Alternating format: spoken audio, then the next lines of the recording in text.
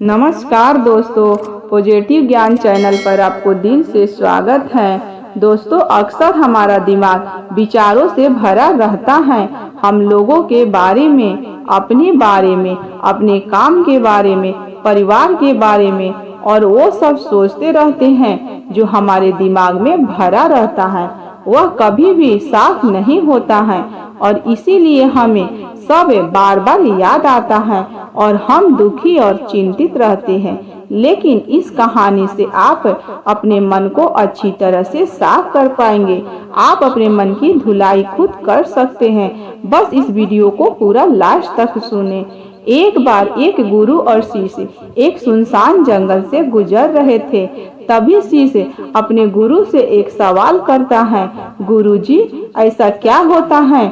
कुछ लोगों के पास कुछ भी नहीं होता, लेकिन फिर भी वो खुशी रहते हैं, आनंद से रहते हैं, और कुछ लोगों के पास सब कुछ होते हुए भी उदासी उनके चेहरे से साफ दिखाई देती है। गुरु ने एक मुरझाए हुए फूल की तरफ इशारा करते हुए अपने शिष्य से कहा कि यह सोचने की और समझने की बात होती है। अगर यह फूल यह सोचेगा कि मैं कल मुरझा गया था, या फिर यह सोचेगा कि मैं भविष्य में फिर से मुरझा जाऊंगा, तो यह कभी भी खुलकर पूरे तरीके से खिल नहीं पाएगा। अपने सुंदर स्वरूप में यह कभी भी आ नहीं पाएगा और अपनी खुशबू से इस प्राकृतिक में बिखरे नहीं पाएगा। उसी प्रकार इंसान अपने अतीत की यादों में खोया रहता है या फिर अपनी भविष्य की कल्पनाएं करता रहता है, भविष्य के दुखों के बारे में सोचता रहता है या भूतकाल में जो उसके साथ बुरा घटित हुआ है इसके बारे में सोच सोच कर वे अपने भविष्य के लिए चिंतित होता रहता है। तो ऐसा मनुष्य जीवन में कभी भी सुख अनुभव नहीं कर सकता। यह समझने की बात होती है कि जीवन हमेशा वर्तमान में होता है। अतीत और भविष्य की कल्पनाएं हमेशा मनुष्य की मृत्यु की तरफ ले जाती है। इसीलिए यह जरूरी हो जाता है कि जिस प्रकार हम अपने शरीर की देखभाल करते हैं, उसी तरह अपनी बीमारियों से दूर रखने के लिए उसकी अंदर से गंदगी भी साफ करते रहते हैं। उसी प्रकार समय समय पर हमें अपने मन और मस्तिष्क की भी गंदगी साफ करते रहना चाहिए, उसकी धुलाई करते रहना चाहिए। इससे आपकी बुद्धि की क्षमता तो तेज होगी ही होगी, साथ ही साथ आप हमेशा आनंद में रहने का रहस्य जान पाओगे। शिष्य ने सवाल किया कि गुरुदेव, इससे पहले कि हम अपने मन और मस्तिष्क पर चर्चा शुरू करें, इससे पहले मैं यह जानना चाहता हूँ कि जिन लोगों के पास सब कुछ होता है वे दुखी क्यों रहते हैं, और जिन लोगों के पास कुछ भी नहीं होता अक्सर वो आनंद में क्यों होते हैं? यह रहस्य क्या है? इसके पीछे का क्या कारण हो सकता है? गुरु ने उत्तर दिया कि कुछ लोग अपने जीवन में सब कुछ हासिल कर लेते हैं और सब कुछ हासिल कर लेने के बाद उन्हें सब चीजों की व्यर्था पता चल जाती है। ऐसे लोगों को अक्सर यह एहसास जकड़ लेता है कि मैंने जीवन में जो कुछ भी पाया, जो कुछ भी किया, उससे भले ही मैंने सुख सुविधा हासिल कर ली हो, लेकिन मन की शांति अभी भी बहुत दूर है, अधूरी है, उस तक पहुंचने में नहीं पाया। सब कुछ पाकर भी मैं अपने मन को जान नहीं पाया। और जब इंसान को ऐसा लगता है तो उसे महसूस होता है कि जो भी उसने कमाया वो कौड़ियों के भाव का था। उसने अपना जीवन बेकार की चीजों में यूं ही व्यर्थ कर दिया। और वहीं पर जिस इंसान के पास जीवन में कुछ भी नहीं होता है, उसे सब कुछ पाने की लालसा रखता है, और वही लालसा, वही इच्छा उसको जीवन में खुश रखती है, आगे बढ़ाती है, ऊर्जा से भरा हुआ रखती है। गुरु ने अपने हाथ से एक सूखे पेड़ की तरफ इशारा करते हुए कहा कि शिष्य, कभी तो यह पेड़ भी हरा भरा रहा होगा।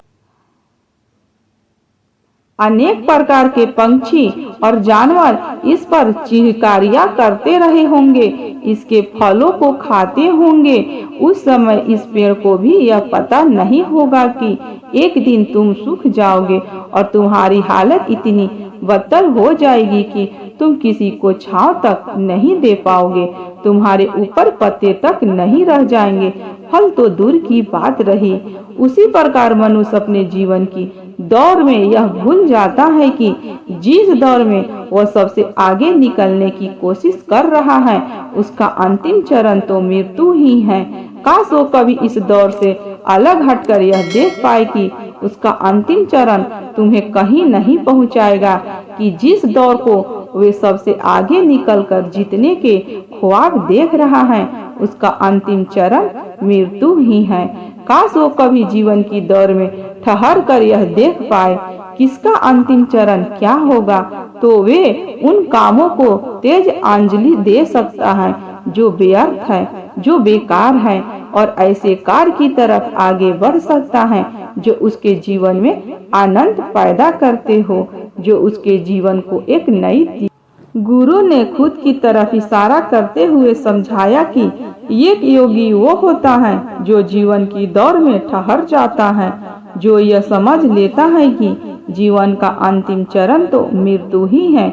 इसीलिए वे जीवन के सुख सुविधाएं हासिल करने की बजाय खुद के मन और मस्तिष्क को एक नए आनंद की तरफ ले जाने का प्रयास करना शुरू कर देता है। शिष्य ने सवाल किया कि गुरुदेव, क्या एक ग्रस्त जीवन में जीने वाला मनुष्य उस आनंद की प्राप्ति नहीं कर सकता, और अगर कर सकता है तो उसे किस प्रकार शुरुआत करनी चाहिए? बिल्कुल कर सकता है, गुरुदेव ने उत्तेजित होकर उत्तर दिया। अगर सभी मनुष्य उस आनंद की प्राप्ति के लिए योगी बनने का निश्चय कर ले तो इसे तो प्रकृति का चलन ही रुक जाएगा, उसकी जो व्यवस्था है वह बिगड़ने लगेगी। एक सच्चा योगी अपने जीवन में खोज करता है और खोज करने के बाद वो ग्रस्त जीवन में किस प्रकार आनंद को प्राप्त वे तरीके सभी को बताता है, ताकि मनुष्य अपने गृहस्थ जीवन का पालन करते हुए उस आनंद की प्राप्ति भी कर सके। गुरु ने खुद को संबोधित करते हुए उत्तर दिया कि मैंने अपने जीवन में जो खोज की है उसके अनुसार मनुष्य को समय समय पर अपने मन और मस्तिष्क की सफाई करते रहना चाहिए। मनुष्य अपने शरीर पर तो ध्यान दे लेता है, लेकिन अपने मन और मस्तिष्क को वो भूल जाता है, उस पर कभी ध्यान नहीं देता, और उसी वजह से मन और मस्तिष्क बूढ़े होते चले जाते हैं, उनमें जवानी नहीं रह जाती, और जब उनमें जवानी नहीं रह जाती तो उनमें नयापन और ताजगी नहीं रह जाती, जिसकी वजह से एक इंसान उदासी से भर जाता है। मन और मस्तिष्क की गंदगी क्या होती है, पहले मैं तुम्हें यह बताता हूँ।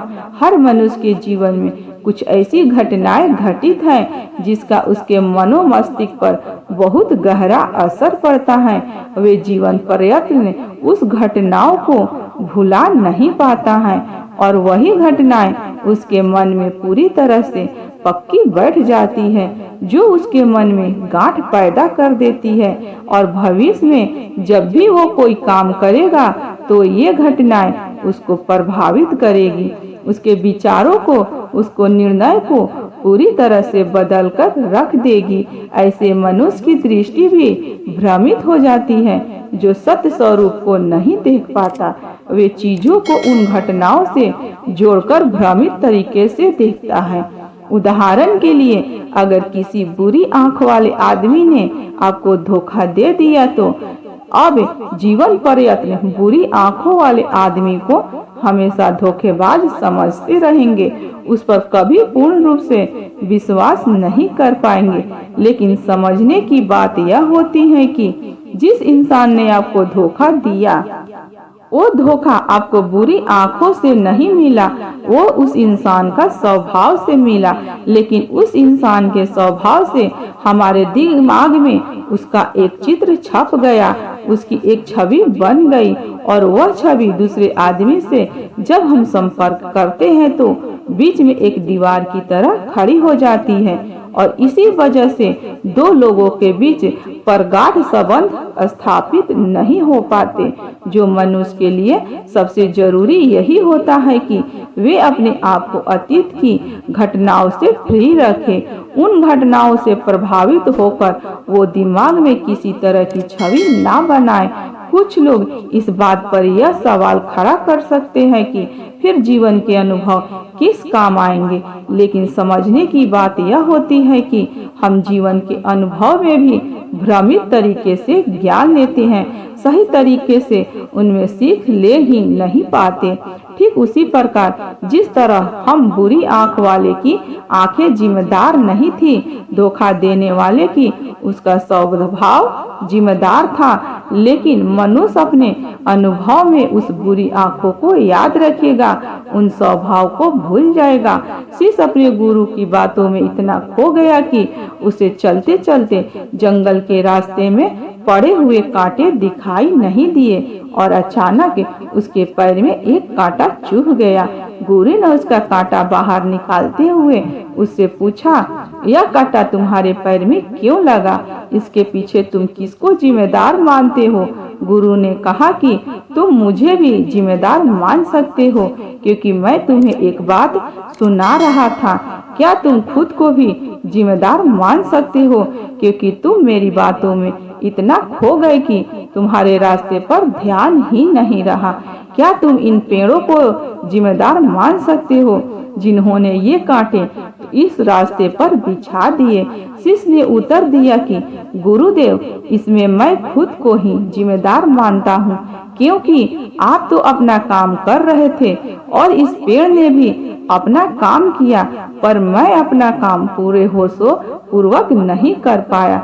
अगर मैं चलने पर ध्यान लगाए रहता, अगर मैं आपकी बातों में पूरी तरह से खो नहीं जाता, तो मुझे यह कांटा कभी नहीं लगता। इसमें पूरी तरह से मेरी ही गलती थी। गुरु ने अपने शिष्य की पीठ थपथपाते हुए आगे कहना शुरू किया कि जो घटनाएं हमारे मन को प्रभावित करती हैं, जरूरी हो जाता है कि उन घटनाओं को हम किसी भी तरह अपने मन से बाहर निकाल दें, और इसके लिए सबसे सरल तरीका है कि अपनी भावनाओं को व्यक्त करना सीखो। उसे अपने दिल में, अपने मस्तिष्क में बिठाकर मत रखो। जब तुम किसी दूसरे मनुष्य के सामने अपनी भावनाओं को व्यक्त कर देते हो, तो तुम्हारे मन का बोझ हल्का हो जाता है। और कुछ लोग का स्वभाव ऐसा होता है कि वे अपने मन की बात किसी को नहीं बताते। ऐसे लोग अक्सर अपने अंदर ही अंदर दुखी होते रहते हैं, लेकिन वे अपने मन की बात किसी दूसरे आदमी को सामने नहीं बताते। इसके उलट कुछ लोग ऐसे भी होते हैं जो अपने मन में किसी भी बात को रख नहीं पाते। उनके साथ कुछ भी अच्छा या बुरा होता है, वे अपने मन की बात, अपनी भावनाओं को दूसरे के सामने व्यक्त कर देते हैं। और तुमने खुद महसूस किया होगा कि जो लोग अपने मन की भावनाओं को व्यक्त कर देते हैं, वे जीवन में ज्यादा आनंदित रहते हैं। कभी भी प्राकृतिक रूप से आए हुए वेग को रोकना नहीं चाहिए। जिस वेग को हम रोकने की कोशिश करते हैं, वे वेग हमें अंदर ही अंदर खाने लग जाता है। अगर तुम्हारा मन किसी बुरी घटना रोने का हो रहा है, तो चीख चीख कर रो, अपने आप को रोको मत। उस वेग को पूरी तरह से बाहर आने दो। अगर किसी दूसरी घटना पर तुम्हारा मन खुश होने का, आनंदित होने का हो रहा है, तो पूरी तरह से नाचो गाओ, जिससे कि तुम उस वेग को बाहर निकाल सको। और जब वो वेग अपनी पूरी गति के साथ बाहर आ जाता है, तो पीछे छोड़ आता है एक खालीपन, एक अकेलापन, एक शांति, एक मौन, एक अनुभूति। गुरु ने शिष्य को समझाते हुए बताया कि जिस प्रकार तेज रफ्तार से चलता हुआ पानी अपने वेग से आने वाली सभी बाधाओं को तोड़ देता है, उसी प्रकार हमारे अंदर भावनाओं का उठने वाला अगर बाहर नहीं निकाला गया, अगर हमने बांध बनाने की कोशिश की तो वो बांध को तोड़ देगा और उस बांध को तोड़ने के बाद उसका कचरा हमारे मन के अंदर ही ठहर जाएगा, जो हमारे मन को दूषित कर देगा, उसको गंदगी से भर देगा। अक्सर मनुष्य अपने मन में किसी घटनाओं को दबाकर इसीलिए रखता है कि वे सोचता है कि अगर सामने वालों को इस घटना के बारे में पता चले तो वे पता नहीं मेरे बारे में क्या सोचेगा। इसी विचार की वजह से वे अंदर ही अंदर खुद दुखी होता रहता है, लेकिन सामने वालों को वो कुछ भी नहीं बताता। लेकिन एक बार अगर वो हिम्मत कर सकता, शुरुआत कर सकता है, जो उसका पूरा जीवन परिवर्तित हो सकता है। एक बार अगर उसके दिमाग की आदत बन गई तो वे जीवन भर अपनी भावनाओं को दूसरे के सामने व्यक्त करने से हिचकिचाएगा नहीं। और अपने दिमाग की यह आदत हम 21 दिन में पैदा कर सकते हैं। 21 दिन तक अगर सही तरीके से हम अभ्यास करें तो हमारा दिमाग पूरी तरह से भावनाओं से मुक्त हो जाएगा। यह 21 दिन का अभ्यास इस प्रकार है। 21 दिन तक सबसे पहले बात जो याद रखनी है कि अपने मन में किसी भी बात को दबाकर नहीं रखना है। अगर हम किसी मनुष्य के बारे में अच्छा सोचते हैं तो उस व्यक्ति को भावनाओं को व्यक्त करें। अगर बुरा भी सोचते हैं तो उसे भी व्यक्त करें। परिणाम भूल जाए कि परिणाम क्या होगा। सिर्फ अपने दिमाग की धुलाई करने पर विश्वास रखें। इससे आपके अंदर एक अद्भुत साहस पैदा होगा। जब आप किसी मनुष्य के बारे में, सब तथ्य के बारे में सोचते हैं तो आप खुद सोचिए कि आपका खुद के ऊपर विश्वास कितना ज्यादा बढ़ जाएगा। आपके मन के सारे डर खत्म हो जाएंगे। हो सकता है कि इसमें आपको चुनौतियों का सामना करना पड़े, लेकिन जहाँ पर चुनौती नहीं होती है वो कुछ अभ्यास भी नहीं होता। अभ्यास हमेशा चुनौतियों से भरा होना चाहिए। इससे आप सत्य वचन बोलने का अभ्यास भी कर पाएंगे। अक्सर हम दूसरों को प्रभावित करने के लिए वो सब बोलते हैं जो उन्हें अच्छा लगता है, लेकिन वो नहीं बोलते जो हम उनके बारे में सचमुच में सोचते हैं। और यही हमारी सबसे बड़ी भूल हो जाती है। इससे हमारा पूरा अस्तित्व झूठ बनकर रह जाता है। और अपनी भावनाओं को व्यक्त करते समय यह भी जरूर ध्यान रखें कि आपके अंदर जो भावनाएं उस इंसान के प्रति उठ रही है उसके पीछे का मूलभूत कारण क्या है।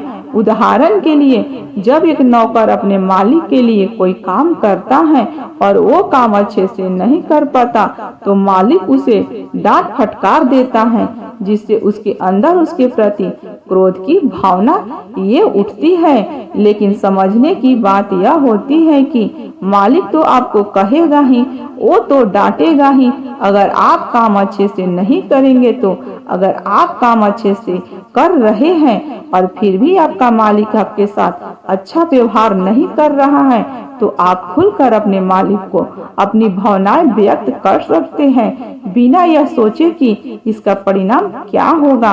अगर आप इस भावनाओं को उठाएंगे तो आप अपनी नजरों में खुद ही नीचे गिर जाएंगे। आपका आत्मविश्वास तुम्हें 21 दिनों तक करना है वो यह है कि जो भी घटनाएं तुम्हारे साथ घटित होती हैं, कम से कम जीवन में एक इंसान ऐसा होना चाहिए जिसके सामने तुम अपने दिल की बात रख सको।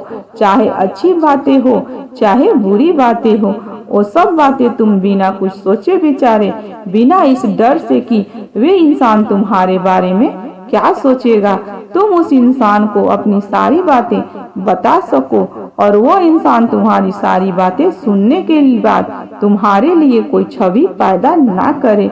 ऐसे इंसान अपने जीवन में खोजो और उनके सामने अपनी सारी भावनाएं व्यक्त करने की कोशिश करो।